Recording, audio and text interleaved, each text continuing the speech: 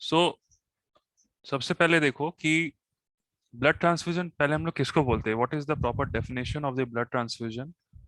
ठीक है, तो उसके अंदर क्या होता है कि blood transfusion is generally the process of receiving blood और blood products into one's circulation intravenously. जो हम लोग ब्लड ट्रांसफ्यूजन हम लोग करेंगे, okay, it will be a intravenous approach.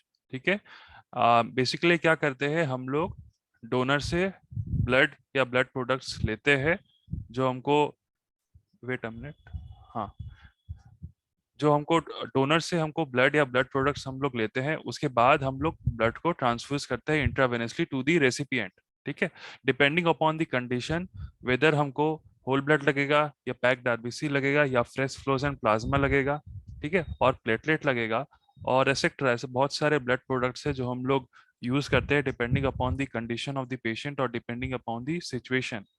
ठीक है, तो in the first para it has been said like transfusion are used for various medical conditions to replace lost components of the blood। हम लोग transfusion तभी करेंगे, we will do transfusion only when there is some loss of components of the blood। ठीक है, we have to maintain the blood components which have been lost or which have been lost due to some severe illness or some conditions that is relating to either shock or might be some road traffic accident or might be any etiology where there is any loss of any components of the blood.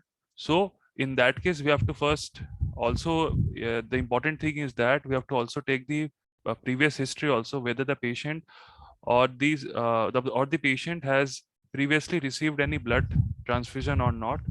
ठीक है, तो early transfusion used whole blood, but modern medical practices commonly use only components of the blood such as RBC, WBC, plasma, clotting factors and platelets। तो पहले के time में during the past there was transfusion of only the whole blood, but in recent era, in the modern era, we are using also along with the whole blood also we are using the blood components as well, like we are using packed RBC, WBC हम लोग use करते हैं transfusion के लिए, plasma use करते हैं, clotting factors use कर सकते हैं, प्लेटलेट यूज कर सकते हैं। बिकॉज इसमें क्या रिएक्शन या क्या प्रॉब्लम आता है ड्यूरिंग होल ब्लड ट्रांसफ्यूजन में, बिकॉज अगर हम लोग होल ब्लड अगर पेशेंट को ट्रांसफ्यूज करते हैं, अगर उस पेशेंट का डिमांड नहीं है, तो उसमें बहुत सारे एडवर्स रिएक्शंस देखने को मिलता है। जैसे कि मान लो कोई कार्डियक का पेशेंट है, उसका फ्लूइड ओवरलोड हम लोग को इनहिबिट करना है, फ्लूइड ओवरलोड हम लोग को पेशेंट को नहीं कराना है बिकॉज उसमें ऑलरेडी फ्लूइड ओवरलोड है। ठीक है, और उसमें क्या होता है, in that case we have to select either RBC, हाँ, RBC is the main component that we have to transfuse, और सीवियर एनीमिया का पेशेंट है, we have to transfuse RBC, not whole blood, because whole blood के अंदर बहुत सारे component आ जाते हैं जिसके अंदर फ्लूइड का मिसमैच होता है और फ्लूइड का ओवरलोड हो सकता है उस सारे पेशेंट को। So depending upon the criteria, for example, one more example, like in case of a dengue patient where the platelets are destructing very fast. ठीक है, जिसमें हम लोग क्या करते हैं, सिर्फ प्लेटलेट का ट्रांसफ्यूजन कराते हैं, ना कि होल ब्लड का ट्रांसफ्यूजन कराते हैं। क्योंकि अगर हम लोग होल ब्लड का ट्रांसफ्यूजन करें, कि होल ब्लड के अंदर तुम्हारा प्लाज्मा भी आता है, आरबीसी भी आता है, डब्ल्यूबीसी भी आता है, क्लॉटिंग फैक्टर्स भी आता है, प्लेटलेट्स भी आता है, तो इन दैट केस क्या होता है, बहुत सारे एडवर्स रिएक्शंस भी होते हैं ये सारे ब्लड कंपोनेंट से। So to limit the adverse reaction we have to give the selective component of the blood, जिसमें हम लोग लाइक प्लेटलेट से सिर्फ देते हैं in case of dengue patient. ठीक है, सो in today's era, like today's medical practice, we give a selective blood components depending upon the situation of the patient, depending upon the condition of the patient। ठीक है, previously in what Ayurveda has said here in Charak Siddhistan, we get a reference regarding the transfusion, कि पहले के time में क्या करते थे, वो लोग रक्तपान कराते थे। ठीक है, इन केस ऑफ पहले के टाइम पे तो ऐसा ट्रांसफ्यूजन नहीं होता था, उसमें क्या करते थे, पहले के लोग क्या करते हैं, रक्त का पान कराते थे, मेनली जो होता है गोट का, ठीक है, अज का, वहां का, उसमें वो लोग रक्त का पान कराते थे या फिर उसको ऐसा रक्त बस्ती भी देते थे। ठीक है, तो चरक सिद्धिस्तान 6/82 का रेफरेंस है, उसमें ऐसा ये बताया गया है कि ब्लड ऑफ काउ, महिष या अज यानी गोट, काउ और बफेलो, ठीक है, मृग यानी डियर, उसका वो लोग फ्रेश ब्लड ले करके उसको पान कराते थे पेशेंट के ऊपर। तो this blood mix up with the body blood easily. ठीक है, और रक्त बस्ती भी देते थे। ठीक है, अबव सेड ब्लड विथ दुर्भा मूल फाइन पाउडर, तो इसमें ऐसा बोला रक्त बस्ती देते थे इन केस ऑफ पेशेंट जिसका जिनमें ऐसा देखा गया था कि रक्त का अल्पता जिनमें मिलता था उनमें ये सारे मेजर्स यूज करते थे। तो ऐसे भी थे कि गोट के ब्लड विथ हनी ओरली देते थे। और एक जैसे कि वमन का अति योग में पढ़ोगे कि जीवादान जिसको हम लोग बोलते हैं, एक कॉम्प्लिकेशन अराइज होता है, तो उसमें अजय रक्त का मंथ यूज करते हैं इन केस ऑफ वमन अति योग विच इज कॉल्ड एज जीवादान। ठीक है, उसमें अजय रक्त का मंथ हम लोग प्रिपेयर करके पेशेंट को पहले के टाइम में देते थे। तो ये तो हो गया आयुर्वेद में कि कैसे रक्त का कैसे हम लोग ट्रांसफ्यूजन, इस ट्रांसफ्यूजन तो इसको नहीं बोलेंगे, कैसे हम लोग इसको बैलेंस करते थे जो ब्लड लॉस होता था उस टाइम के पेशेंट में। तो ब्लड ग्रुप के बारे में देखते हैं कि ब्लड ग्रुप एक्चुअली में कितने सारे ब्लड ग्रुप होते हैं, ब्लड ग्रुप टाइप्स क्या होते हैं, और आरएच फैक्टर्स इसमें हम लोग को समझना पड़ेगा कि आरएच फैक्टर क्या होता है। ठीक है, तो blood group we all know कि ब्लड टाइप में आता है हम लोगों का blood type A positive, A आता है, ओ आता है, बी आता है, ए बी आता है। और R H factors, R H में आर एच कॉम्पैटिबिलिटी में पॉजिटिव एंड नेगेटिव ये दोनों आता है। तो वी ऑल नो कि ओ ओ नेगेटिव जो होता है, O negative is the universal donor. तो ओ नेगेटिव जिनका जिनका ब्लड है वो लोग यूनिवर्सल डोनर होते हैं, वो उनके वो सभी को डोनेट कर पाते हैं ब्लड। ठीक है, जिनका ओ नेगेटिव ब्लड है they are called as the universal donor. ठीक है, ऐसा बोलते हैं कि O, but we have to also mention the compatibility, मतलब उसमें जो है नेगेटिव आर एच कॉम्पैटिबिलिटी भी हमको इसमें मेंशन करना पड़ेगा कि आर एच उसमें नेगेटिव वो होते हैं यूनिवर्सल डोनर। और यूनिवर्सल रेसिपिएंट किसको हम लोग बोलते हैं, ए बी पॉजिटिव वाले ब्लड ग्रुप को वो होते हैं यूनिवर्सल रेसिपिएंट। वो सबसे रिसीव कर लेते हैं ब्लड। ठीक है, सबसे रिसीव करेंगे depending upon the condition criteria. A B positive वाले ब्लड ग्रुप सबसे ब्लड ले सकते हैं, so they are called as universal recipient, but O negative is called as universal donor. यहाँ पे एक चार्ट दिया हुआ है, यहाँ पे किन किन लोग को डोनेट कर सकते हैं एंड रिसीव कर सकते हैं, यहाँ से ब्लड टाइप के बारे में बताया है। तो अब आता है what is the technique of blood grouping. ठीक है, ब्लड ग्रुपिंग हम लोग कैसे करते हैं, हम लोग फर्स्ट ईयर से भी करके आए हैं कि कैसे हम लोग ब्लड ग्रुपिंग करते हैं, कैसे ब्लड ग्रुप हम लोग डिटेक्ट करते हैं। ठीक है, तो सबसे पहले हम लोग क्या लेते हैं, ग्लास स्लाइड लेते हैं, देन 1 ड्रॉप ऑफ सेरम उसमें डालते हैं। ठीक है, जिसमें क्या करते हैं कि एंटीजन रहता है बहुत सारे वायल में, जैसे ग्रुप ए ग्रुप बी जिसमें रहता है। तो वो जो है ब्लड ग्रुप ए का एक रहता है एंटीजन, ब्लड ग्रुप बी का रहता है एंड ओ का रहता है। ठीक है, तो हम लोग on a glass side 1 drop of serum of group A and one from group B are placed side by side. The person who is to be grouped is pricked in his fingertip and the drop of blood is added to each of these drops of serum placed on the slide. After 5 minutes, the slide is examined under microscope. If agglutination is observed in serum of group A, तो हम लोग क्या करते हैं, वो antigen देते हैं, वो ब्लड का जो ड्रॉप है उसमें हम लोग एंटीजन डालते हैं, एंटीजन का ए। अगर उसमें अग्लूटिनेशन, अगर एक अग्लूटिनेशन होता है in the serum of B, ठीक है, अग्लूटिनेशन का मतलब वहां पे क्या होता है, रिएक्शन होता है जिसकी वजह से एक रिएक्शन की वजह से एक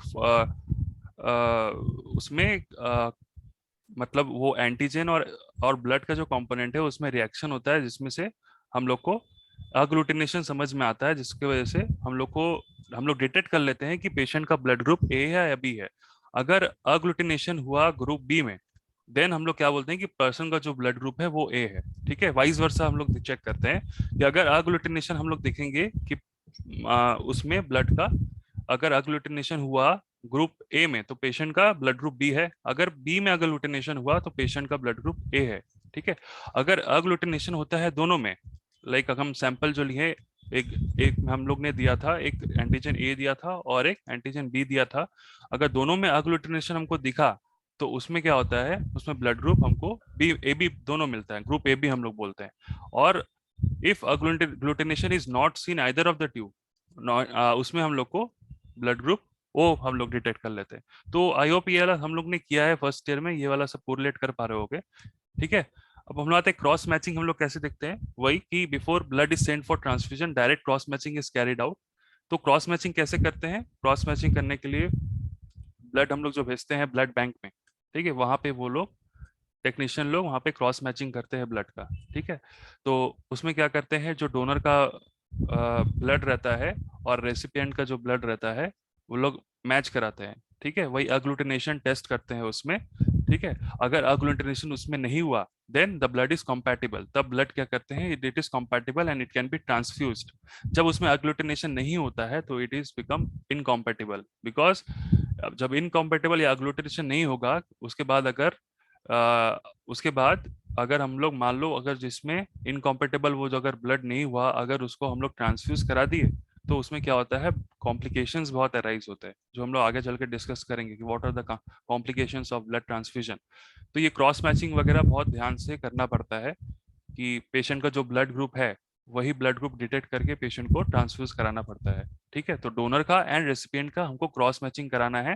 ठीक है, क्रॉस मैचिंग कराने के बाद हमको चेक करना है वेदर अग्लूटिनेशन उसमें आ रहा है कि नहीं आ रहा है। तो अगर उसमें अग्लूटिनेशन इसमें आ जाता है then the blood is becomes incompatible. ठीक है, नाउ विच इज ये बहुत इंपॉर्टेंट है कि what are the blood products. तो हम लोग डिसाइड कैसे करेंगे कि एक पेशेंट का होल ब्लड चलाना है या we have to transfuse packed RBC या प्लेटलेट चलाना है या फ्रेश फ्लोजन प्लाज्मा चलाना है, एफएफपी सुने होगे, फाइब्रोनिजन चलाना है, ठीक है, या क्रायोप्रेसिपिटेट चलाना है। ठीक है, तो ये सब हम लोग किस किस कंडीशन या किस किस इंडिकेशंस में we will transfuse these blood products. ठीक है, because not in every case we will not transfuse the whole blood in every scenario or every cases. So depending upon the scenario or cases we have to transfuse blood products depending upon the situation. तो जैसे कि packed red blood cell है, हाँ, तो packed RBC कैसे निकालते हैं कि एक मान लो एक ब्लड हम लोग लेते हैं वायल में, तो ब्लड में क्या करते हैं उसको हम लोग एक मशीन में क्या होता है उसको सेंट्रीफ्यूग कराते हैं। सेंट्रीफ्यूग मतलब कि बहुत वो with in a certain period interval of time वो बहुत बार एक रोटेशन करता है जिसकी वजह से एक सेंट्रीफ्यूगेशन होता है, जिसकी वजह से क्या होता है ये जो आरबीसी है ये नीचे नीचे आ जाता है एंड द प्लाज्मा हो जाता है, सेपरेट हो जाता है, प्लाज्मा इसके ऊपर आ जाता है एंड आरबीसी नीचे हो जाता है। तो ये क्या होता है, सेपरेशन हो जाता है from the plasma and RBC का सेपरेशन हो जाता है ब्लड से। तो ये जो कंसेंट्रेट हो गया तो this is the packed RBC और कंसेंट्रेट आरबीसी। तो प्लाज्मा को हम लोग इसमें ट्रांसफ्यूज नहीं हटा करके जो आरबीसी है उसको हम लोग ट्रांसफ्यूज कराते हैं। तो इसका इंपॉर्टेंस क्या है कि इसमें पेशेंट को हम लोग प्लाज्मा ट्रांसफ्यूज नहीं करेंगे बिकॉज कभी कभार हमको जितना ही डिमांड है हम उतना ही ट्रांसफ्यूज करेंगे। Like so for example if the patient is some came with a cardiac complaint, ठीक है, और द पेशेंट ऑफ सीकेडी है, सीकेडी केम एंड उसमें क्या हुआ कि उसका ब्लड ट्रांसफ्यूजन का जरूरत है। सिंस वी ऑल नो कि सीकेडी पेशेंट्स में क्या होता है, the patient of chronic CKD, chronic means chronic kidney disease, उसमें क्या होता है पेशेंट प्रेजेंट्स विद एनीमिया। ठीक है, तो उसमें क्या होता है ब्लड ट्रांसफ्यूजन करना पड़ता है। Then instead of transfusing the whole blood, because if we transfuse the whole blood then whole blood के अंदर प्लाज्मा भी आ जाएगा एंड कॉन्सेंट्रेटेड आरबीसी भी आ जाएगा। Then we all know that कि सीकेडी के पेशेंट में क्या होता है कि एनासर का पेशेंट होता है, वॉल्यूम का ओवरलोड होता है, पूरा बॉडी स्वेलिंग होता है, जिसकी वजह से हमको उसमें फ्लूइड का ओवरलोड नहीं कराना है। सो टू प्रिवेंट दैट इसलिए हम लोग उसमें होल ब्लड का कंपोनेंट नहीं देंगे क्योंकि उसमें ऑलरेडी एनासर का है ब्लड का। हम लोग क्या करते हैं सीकेडी पेशेंट में डायरेटिक्स देते हैं ताकि जितने सारे होल ब्लड जितने हमारे लाइक एनासर का हुआ है, बॉडी में स्वेलिंग हुआ है, ठीक है, might be due to high pressure and all, ठीक है, जो भी एटियोलॉजी है उसमें हम लोग क्या करते हैं डायरेटिक्स प्रेफर करते हैं ताकि जो एनासर का हुआ है, इडिमा हुआ है, उसको रिड्यूस करे। तो that's why in case of like in in these situations we prefer packed RBC, not the other components। ठीक है, तो देखो यहाँ पे लिखा हुआ it is useful in cardiac also we all know कि cardiac overload we have to prevent the overload, so that's why we are not transfusing the whole blood products or the whole blood, instead of that we are using PRBC or packed RBC। so it is very much indicated in case of cardiac, renal or hepatic impairment। ठीक है, so we have to prevent overloading, then we have to transfuse the packed RBC।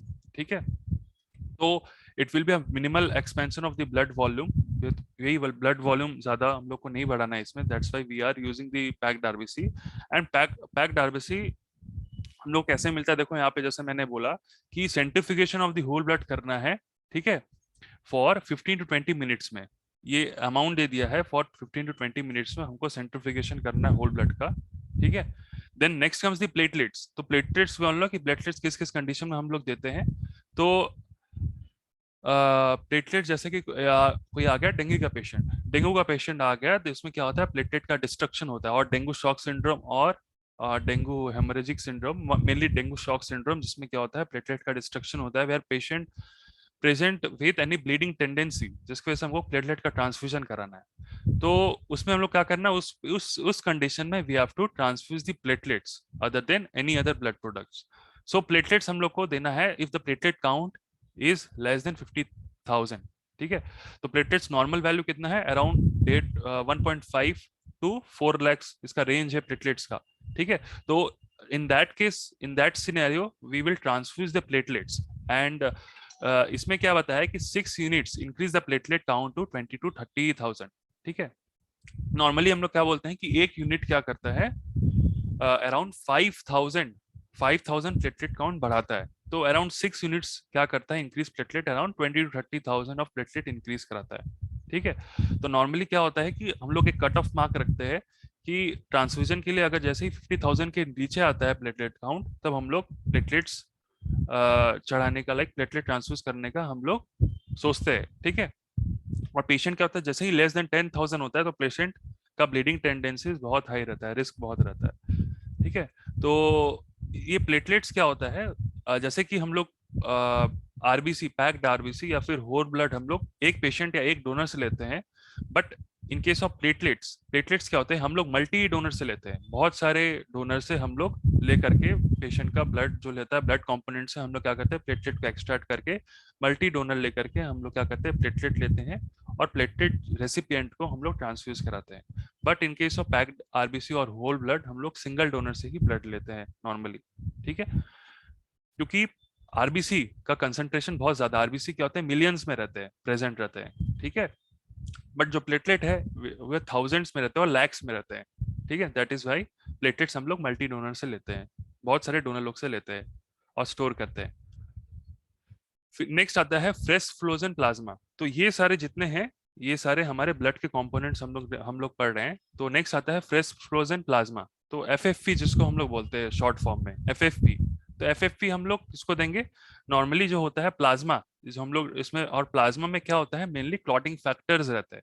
ठीक है, अब हम लोग plasma किसको देंगे, mainly जो एफएफपीज किसको इंडिकेटेड है, FFPs are indicated to those patients who are presenting with any coagulation defect और ब्लीडिंग डिसऑर्डर्स। ठीक है, जैसे कि for indications for disseminated intravascular coagulation or the hemophilia patients or who are having clotting factors deficient like factor number 8, जैसे haemophilia का factor number 8 या Christmas factors deficiency जो सारे पेशेंट होते हैं उसमें हम लोग एफएफपीज देते हैं। ठीक है, और जैसे patients of ITP like thrombocytopenia purpura और any liver disorder, because we all know कि liver is the organ which produces clotting factors. So any patients with liver disorders came, then is the FFP is the main indication, FFP is the main choice for transfusion. ठीक है, तो उसमें हम लोग FFP transfuse कराते हैं। ठीक है, नेक्स्ट हम क्रायो प्रेसिपिटेट। तो क्रायो का मतलब होता है फ्रीजिंग। ठीक है, तो क्रायो प्रेसिपिटेट हम लोग कैसे तैयार करते हैं कि when the FFP is allowed to thaw at 4 degree Celsius, तो क्रायो मींस फ्रीज। ओके, तो जिसमें freezing point around 4 degree Celsius में हो, उसमें होता है क्रायो प्रेसिपिटेट, हम लोग उसको बोलते हैं। तो जो ये दिखने में कैसा होता है, it is a visible white supernatant layer, white supernatant एक लेयर रहता है, उसको हम लोग क्रायो प्रेसिपिटेट बोलते हैं। तो ये जो क्रायो प्रेसिपिटेट होता है ये प्लाज्मा से ही बनता है। So that is why this cryo precipitate is rich in factor number 8 and fibrinogen, which is a like fibrinogen we all know कि helps in clotting mechanism।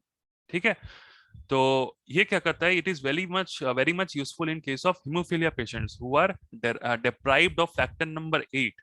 ठीक है, in case of hemophilia patients cryoprecipitate is the choice for transfusion। ठीक है, तो ये सारे patient में हम लोग क्रायोप्रेसिपिटेट प्रेफर करेंगे। नेक्स्ट हम फाइब्रोनेजन। फाइब्रोनेजन भी क्या है, ये काइंड ऑफ फाइब्रोनेजन क्लॉटिंग फैक्टर्स या क्लॉटिंग में मैकेनिज्म में हेल्प करता है।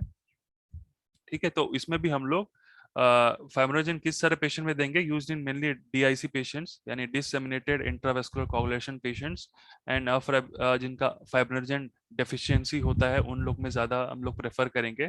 ठीक है, and in case of high risk of transformation of hepatitis concentration from donor pools and rarely used. तो फाइब्रोनेजन उतना भी यूज नहीं होता है जितना कि एफएफपीज, पैक्ड आरबीसी, प्लेटलेट्स और क्रायोप्रेसिपिटेट यूज होते हैं। ठीक है, तो कभी कभार हम लोग WBC भी हम लोग ट्रांसफ्यूज करते हैं वो सारे पेशेंट, किन सारे पेशेंट में, जिन सारे पेशेंट में सेप्टिसीमिया देखने को मिलता है, जिसमें क्या होता है, जिन जिन सारे पेशेंट का डब्ल्यूबीसी काउंट बहुत लो रहता है, ठीक है, उसमें हम लोग डब्ल्यूबीसी भी ट्रांसफ्यूज कराते हैं, ठीक है। तो ये भी है ब्लड प्रोडक्ट्स के अंदर में डब्ल्यूबीसी। तो ये सारे क्या होते हैं, हम लोग होल ब्लड से ही एक्सट्रैक्ट निकाल करके, वेदर हम लोग पैक्ड आरबीसी देंगे, प्लेटलेट्स देंगे, एफएफपीज देंगे, क्रायोप्रेसिपिटेट देंगे, तो ये सारे हम लोग depending upon the situation and condition of the patient हम लोग ट्रांसफ्यूज कराते हैं। तो रिमेंबर वन पॉइंट, कि जब हम लोग ट्रांसफ्यूजन कराते हैं, जब ब्लड प्रोडक्ट्स आता है वो काफी ठंडा रहता है जब ब्लड बैंक से आता है, ठीक है। तो वो क्या करते हैं हम लोग, पहले सबसे पहले वो ठंडा जो है, लाइक वो जो फ्रीजिंग पॉइंट, जो फ्रीजिंग जो ब्लड प्रोडक्ट रहता है, उसको हम लोग सब ट्रांसफ्यूज नहीं कराते हैं, हम लोग क्या करते हैं उसको थोड़ा सा वेट करते हैं ताकि वो रूम टेम्परेचर पे एडजस्ट हो जाए, ठीक है। क्योंकि अगर हम लोग वही लाइक जो कोल्ड जब प्रोडक्ट आता है ब्लड बैंक से, अगर उसको हम लोग ट्रांसफ्यूज करा दे, तो क्या होता है, उसका एक कॉम्प्लिकेशन होता है, like patient can develop into cardiac dyspnoea, ठीक है। तो ये हम लोग को ध्यान रखना है कि एटलीस्ट वो जब तक रूम टेम्परेचर में ना हो जाए तब तक हम लोग उसको ट्रांसफ्यूज नहीं कराएंगे। And also we have to also maintain the like कितना नंबर ऑफ ड्रॉप्स में हम लोग पर मिनट में ब्लड हम लोग ट्रांसफ्यूज कराएंगे। ऑल्सो हम लोग क्या करेंगे, ब्लड को ज्यादा फास्ट हम लोग ट्रांसफ्यूज नहीं कराना है, we have to maintain a proper interval. Like इसमें क्या बताया है कि around 4 hours when we are starting any blood transfusion of the patient, we have to transfuse the blood till 4 hours, like 4 hours के अंदर ही हमको सारा ट्रांसफ्यूजन ब्लड का करा देना है। अगर 4 hours के अंदर हम लोग ट्रांसफ्यूज नहीं कराते, देन क्या होता है, due to hospital acquired infection क्या होता है, अगर 4 hours से एक्सटेंड करता है तो उसमें क्या होता है, इन्फेक्शंस होने के चांसेस, ब्लड प्रोडक्ट्स में जाकर के इन्फेक्शंस होने के चांसेस बहुत ज्यादा रहता है। सो टू प्रिवेंट दोज इन्फेक्शंस और हॉस्पिटल एक्वायर्ड इन्फेक्शंस और एनी ऑफ दिस सेटअप, उसमें हम लोग क्या करते हैं, एक इंटरवल लेते हैं, within 4 hours of interval we have to transfuse the blood, okay. तो ये भी ध्यान रखना है, और ये भी ध्यान रखना है कि बहुत जल्दी भी ट्रांसफ्यूज नहीं कराना है, बिकॉज अगर बहुत जल्दी ट्रांसफ्यूज करा दिए उसमें क्या होता है, कार्डियक ओवरलोड हो जाता है, जिसकी वजह से क्या होता है, फर्दर कार्डियक अरेस्ट और यदि कार्डियक ओरिजिन कॉम्प्लिकेशंस देखने को मिलते हैं, ठीक है। तो ये सारा ध्यान रखना है। मेनली क्या होता है, around 8 to 10 drops per minute we have to maintain the dripping dose of any blood products, ठीक है। बट हम लोग क्या करते हैं, प्लेटलेट्स जो होता है, प्लेटलेट्स और पैक्ड आरबीसी होता है, वो उतना टाइम नहीं, बहुत जल्दी हम लोग ट्रांसफ्यूज करा देते हैं, but in case of whole blood we have to maintain the 8 to 10 drops per minute the dripping dose, ठीक है। प्लेटलेट्स नॉर्मली 15 to 20 मिनट्स में हम लोग ट्रांसफ्यूज करा देते हैं सारा, ठीक है। तो उसके बाद हम लोग आते हैं, what are the indications of blood transfusion. तो indications of the blood transfusion, जैसे any case of blood loss, if the blood loss is greater than 500 ml, in case of any of the trauma, any of the fractures और haematemesis और any lower GI bleeding, तो हम लोग उसमें examine करते हैं parallel है या नहीं, ठीक है। जीआई ब्लीडिंग लाइक हिस्ट्री लेते हैं अच्छे से कि जीआई ब्लीडिंग कितने दिन से हो रहा है नहीं हो रहा है, देन ब्लड लॉस कितना हुआ है, ठीक है। और इन केस अगर 500 ml से ज्यादा लॉस हुआ है, then we will transfuse the blood. Then हम लोग अगर in case of massive burn patient, ठीक है, मैसिव बर्न पेशेंट में हम लोग ट्रांसफ्यूज कराएंगे, क्योंकि उसमें क्या होता है, बर्न में पेशेंट में हम लोग इसमें mainly plasma protein derivatives transfuse कराते हैं। मेनली प्लाज्मा का लॉस बहुत ज्यादा होता है in case of burn, so हम लोग उसमें प्लाज्मा प्रोटीन डेरिवेटिव्स ट्रांसफ्यूज कराते हैं। So in case of anaemia, if the haemoglobin level is less than 8 gram, तो नॉर्मली अगर देखते हैं कि अराउंड 7 to 7.5 से अगर ज्यादा कम आ रहा है हेमोग्लोबिन, देन हम लोग ट्रांसफ्यूज करा देते हैं either whole blood, mainly concentrated RBC हम लोग इसमें ट्रांसफ्यूज कराते हैं in case of severe anaemic patients, और बोथ इन प्री ऑपरेटिव और पोस्ट ऑपरेटिव, ठीक है। तो before in operative situation we have to confirm whether the patient is non anaemic, ठीक है। उसके उसके बाद हम लोग ट्रांसफ्यूज कराते हैं ताकि फर्दर कोई कॉम्प्लिकेशन अराइज ना हो, ठीक है। और during major operations also we have to transfuse the blood, okay। So in case of sorry,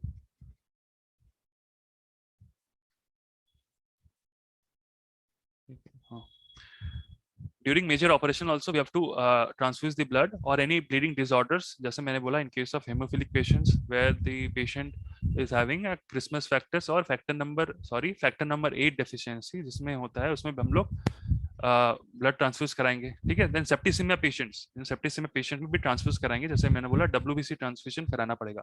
तो what is the advantage of blood transfusion? उससे वॉल्यूम का रिप्लेसमेंट होगा, ठीक है। Then increase the oxygen carrying capacity, because we all know कि oxygen blood में क्या होता है, हमारा आरबीसीज मेनली क्या करते हैं, सेल्स में ऑक्सीजन सप्लाई करते हैं। So to increase the oxygen carrying capacity we have to transfuse the blood. Replacement of the clotting factors भी एडवांटेज है in case of transfusion of the blood. So इसमें donor का क्या criteria रहेगा, donor का क्या इसमें हम लोग पढ़ते हैं कि donor criteria, it should B fit without any serious disease like HIV and hepatitis and malaria. तो जैसे ब्लड बैंक में हम लोग ब्लड भेजते हैं या फिर ब्लड जब ट्रांसफ्यूजन होता है, तो we have to check it is like HIV patient का नहीं हो, हेपेटाइटिस पेशेंट नहीं हो, मिले HCV and hepatitis B virus, then malaria patient का नहीं हो। तो ये सारे टेस्ट ये लोग चेक करते हैं बिफोर ट्रांसफ्यूजिंग एनी ब्लड। तो ये सब चेक करके ही देन ब्लड क्या होता है, ट्रांसफ्यूजन कराया जाता है। और weight of the donor should be not more should be more than around 45 kgs। तो ऐसा क्राइटेरिया है कि the donor who will donating the blood, तो उसका ये वाला क्राइटेरिया रहना चाहिए। तो नेक्स्ट कम्स कि हम लोग ब्लड ट्रांसफ्यूजन के लिए हम लोग कैसे ब्लड कलेक्ट करते हैं। तो ये इंपॉर्टेंट है कि this are the steps how we collect the blood for blood transfusion. सबसे पहले the donor should lie down on the bed, then BP apparatus क्या करेंगे, वो पेशेंट पे अप्लाई कर देंगे हम लोग वहां पे। Then we have to inflate the cuff till the pressure of 80 mm of Hg, ठीक है। तो 80 mm of Hg तक हमको इन्फ्लेट करना है BP apparatus से। देन हम लोग 0.5 ml हम लोग लिग्नोकेन, ठीक है, लोकल एनेस्थेटिक एजेंट हम लोग इंजेक्ट करेंगे subcutaneously in the anterior cubital fossa, मतलब एल्बो में एंटीरियर क्यूबाइटल फोसा में हम लोग LA मतलब लिग्नोकेन या लोकल एनेस्थीसिया हम लोग 0.5 ml इंजेक्ट करेंगे सबक्यूटेनियसली। देन 15 गॉज का निडल लेंगे, then it will be introduce in the median cubital vein. Then वहां से हम लोग क्या करेंगे, ब्लड को ड्रॉ करते हैं, ड्रॉ करके हम लोग एक प्लास्टिक बैग जो है which is will be sterile bag, उसमें हम लोग एक ट्यूब से कनेक्ट करके हम लोग बैग में कलेक्ट करेंगे। उसको स्टेराइल हम लोग एक चेक करेंगे, it should be sterile. Also क्या होगा, जब हम लोग कलेक्ट करेंगे ब्लड को, the blood from the donor is allowed to come out then run into the bag already containing. और जो बैग रहेगा उसमें क्या होगा, एक एंटी कोआगुलेंट सॉल्यूशन रहेगा, because to prevent any clotting. तो क्लॉटिंग क्या हो जाए, अगर हम लोग ब्लड को ड्रेन कर रहे हैं कोई डोनर से, ये मेरा जो बैग होगा, बैग में हम लोग एक 75 ml का एक एंटी कोआगुलेंट सॉल्यूशन रहता है उसमें, ताकि ब्लड जो इसमें आ रहा है उसको कोआगुलेट ना करे, ठीक है। फिर हम लोग around about 410 ml of blood is taken in a single bag. तो हम लोग क्या करते हैं, वो बैग में हम लोग ब्लड को कलेक्ट कर देते हैं